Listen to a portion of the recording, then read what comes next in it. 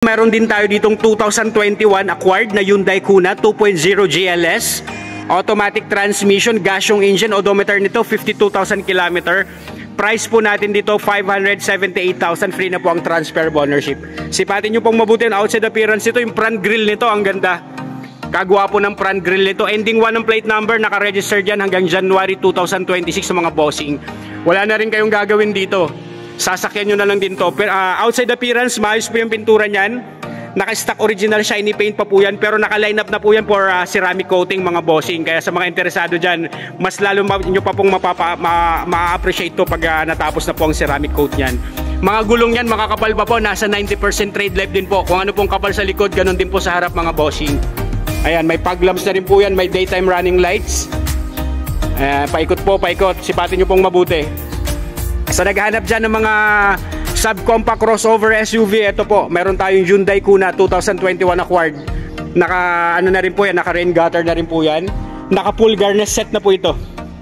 Ayan ang ating likod. Sa mga naghahanap dyan ng Hyundai Kona, ito naka 17 inches alloy wheels, wala rin pong gutter marks yan, goods na goods din po ito. Ayan ang ating interior mga bossing, 2.0 GLS na Hyundai Kona mga bossing. Tingin niyo po yung ating steering wheel. Lahat naman po ng control dyan sa steering wheel, working po lahat yan. Naka-leather seat na po ito, si Hyundai Kona natin. Kagwapo po nito. 578,000, free na po ang transfer of ownership, mapapasa inyo na po ito. Second row, ayan. Second row natin, meron na po siyang rear center, may cup holder na po yan, may armrest na po yan dyan na nakalagay. All power and all mechanism, working din po lahat yan. Ayan, check nyo po yung ating cargo bay. Ayan, cargo bay natin, naka deep dish matting na rin po tayo dyan.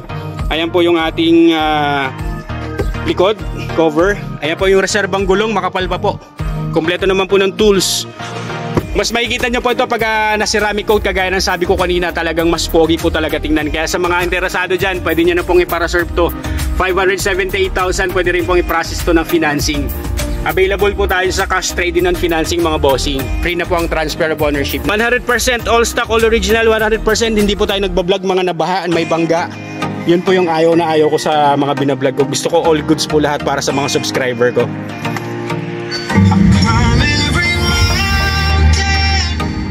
Ayan.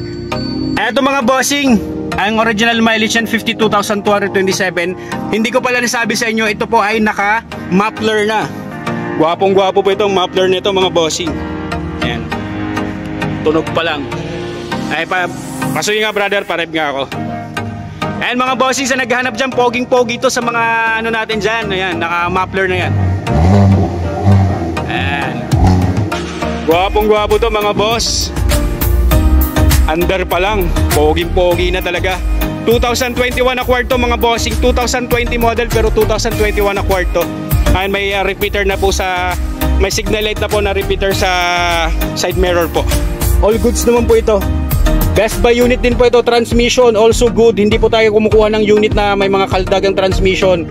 Talagang sasakyan nyo na lang po ito. 100% pag binitawan nyo po ito, baba natin handbrake. Pag ni-reverse natin, galaw agad yung reverse. Pag drive, ayan, wala pong kaldag. Tsaka mapang ilalim po, hindi po tayo talagang inaayos po natin yung checking. Wala pong kalampag po dapat. Ayan mga bossing, sa 2020 model, 2021 acquired, goods na goods to, best buy unit to. Ayan natin yung head unit. Ayan na po yung ating head unit. May phone connectivity, may auxiliary and Bluetooth ready na po ito mga bossing. Aircon naman po natin, wala pong problema sa aircon. Ayan. Ayan. Working din po ang aircon natin ito. Ayan mga bossing, check nyo po engine bin ito under the hood. Ayan, hindi ko pa po nalilinisan kasi kakabalik ko lang galing bakasyon. Pero ako pong maglilinis niyan. Pero masisigurado ko naman po kahit wala pong ano yan, ito pong engine natin, wala po itong mga oil leakage, wala po itong mga overt history. All goods po ito. Ayan, nakakolan po yan. Yung cooling system natin gumagalaw pero wala siya ng bula-bula. Ayan mga bossing, sipatin nyo pong mabuti. No talsek, no usok, no blow-by po yan mga bossing. No talsek, no usok, no blow-by. Naka 2.0 liter gasoline engine that produces 147 horsepower at 179 Newton meter of torque. Ayan, gwapong-gwapo po yan. Lalo na po yung tunog ng naka-muffler pag nakarekta ka. Ayan, naka-Amaron battery. Pag binigay ko po sa inyo yan, i-engine cleaning ko po yan, lilinisan ko po ang makina yan. Mas makita nyo po, makita nyo madumi para makita nyo po yung mga tagas-tagas dyan. Wala pong tagas yan. Kasi pag kinukuha ko po ito, ako po yung nagche-check nito. And 100% din rin po, wala rin pong banggayan. Nakita nyo naman po ang ating daytime running lights. Ayan po. May daytime running lights na yan. Tsaka ang pinakamaganda dito, naka-register to January hanggang January 2026. Wala na kayo po problemahin, sasakyan nyo na lang to. Sigaw-sigaw lang po sa naghahanap na itong 2021 Accord na Hyundai Kona mga bossing. 578,000 free transfer of ownership na po yan.